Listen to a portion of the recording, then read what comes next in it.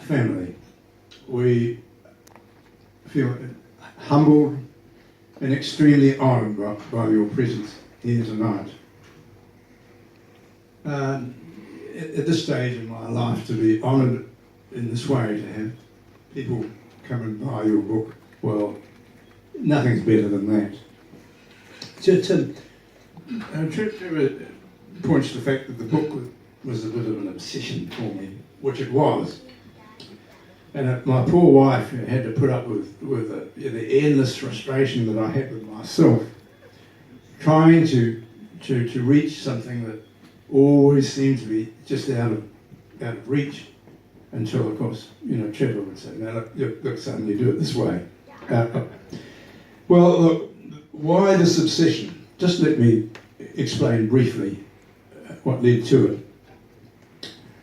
In the year of 1989, when I was teaching at the Shanghai International Studies University, in the winter holidays, Shirley and I made we went travelling, and one of our objectives was to go to Canton Province and try and find my old village, and which we eventually did, riding on the back of a couple of 100cc motorcycles, but we did eventually find it.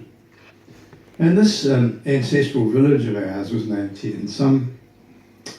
And I'd heard quite a lot about it from my grandfather, but when we saw it, this village in South China, I really was quite captivated by it. It wasn't a shambolic wreck, that magazines like National Geographic often show these villages. No. It was simple, quite beautiful. Environmentally, there were the ginkgo trees and the lychee trees and the weeping willows and the fields, and I thought, this is lovely. And none of our family had set foot in this village for 50 odd years. And when Shirley and I arrived unannounced in the village, we were overwhelmed. And the generosity and warmth which we received is something that would live with me all the days of my life. And my uncle, he took me to this street in the village where all of our clan had lived. And I looked around and it was deserted.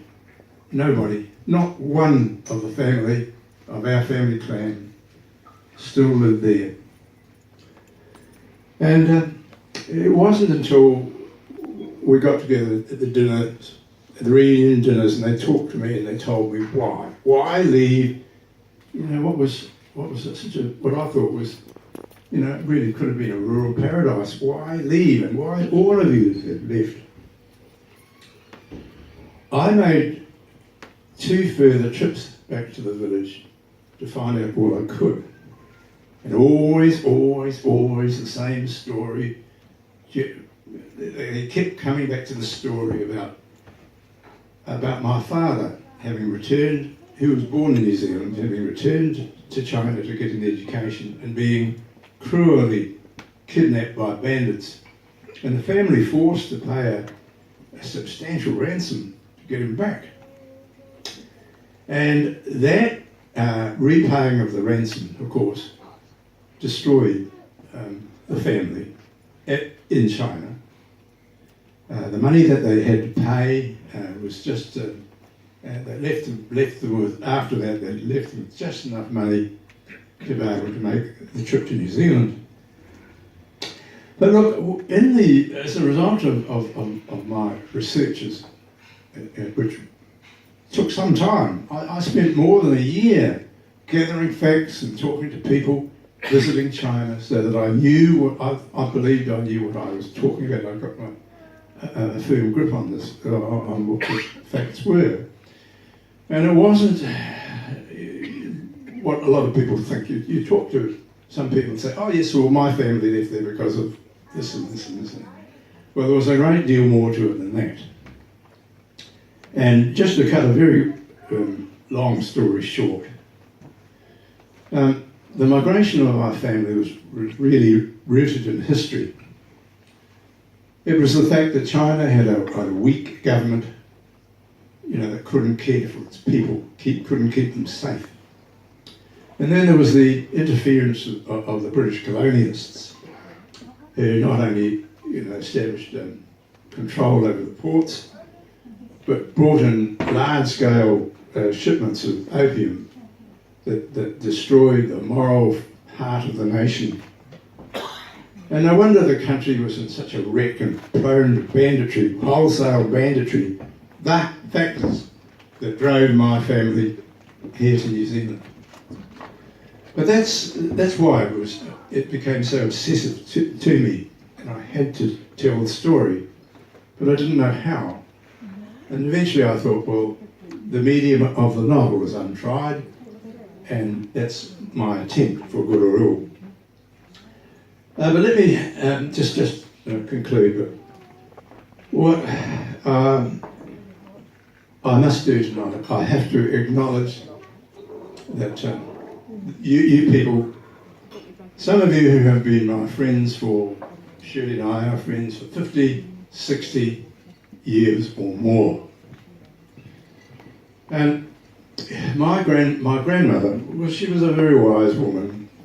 When I left home to go out to the world, she said to me, she said, Paul, make sure you choose your friends well, because if you choose your friends well, you will do well. And if you choose them badly, well, she said bluntly, you could get a knife in the back. Well, I do believe that, looking around, that I have chosen my friends very well. And I, Shirley, and I, all my family, we are grateful to you, not just for your attendance tonight, but for the way that you supported us all the days of our lives. Now, especially, just to mention, of the people that are here, I noticed some of my former students, for whom I'm particularly appreciative, because I really probably learned more from the kids I taught than maybe what I taught. But I did learn from them, from the kids. There you are in front of me. I really liked so many of them. And because of that, I felt it was a privilege and my responsibility to teach the kids that I had in the best way that I could.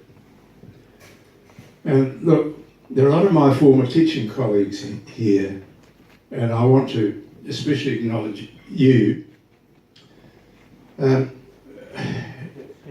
It's quite seriously that it was working with people like so many of you, like Linda and Co, who I see in front of me, and Kate and Trevor and so on. You see, it was working with people who set such high standards.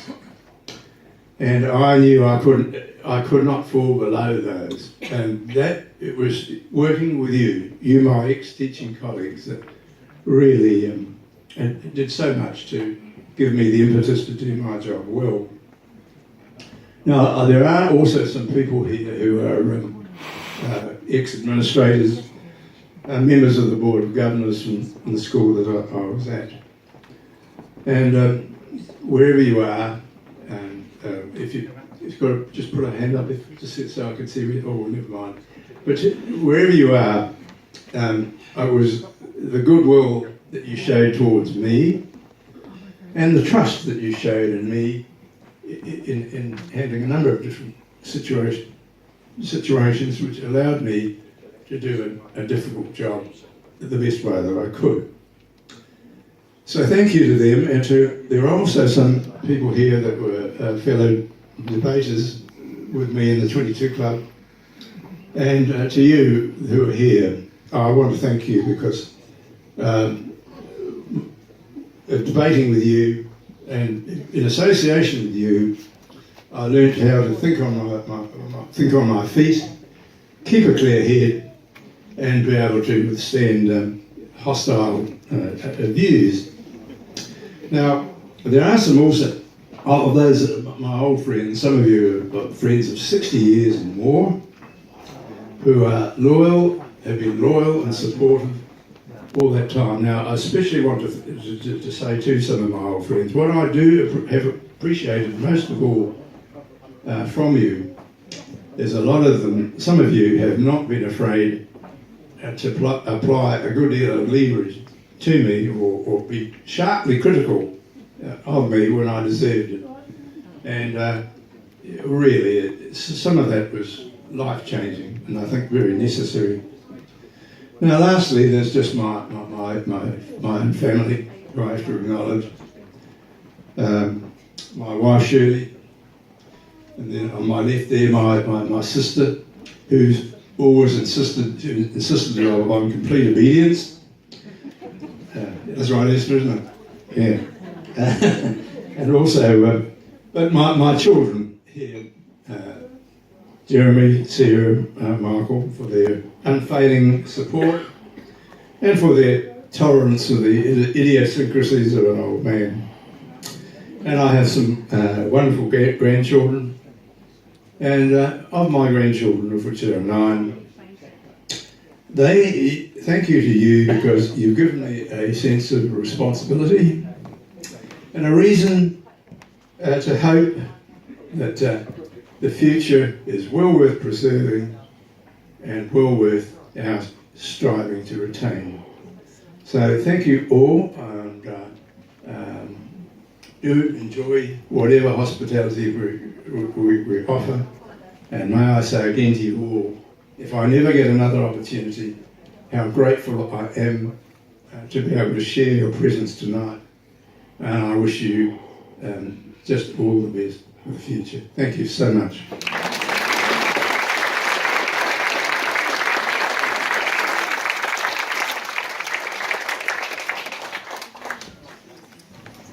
That wraps up the formal proceedings for the evening. There will be tea and coffee available. Bar will be open, the cash bar.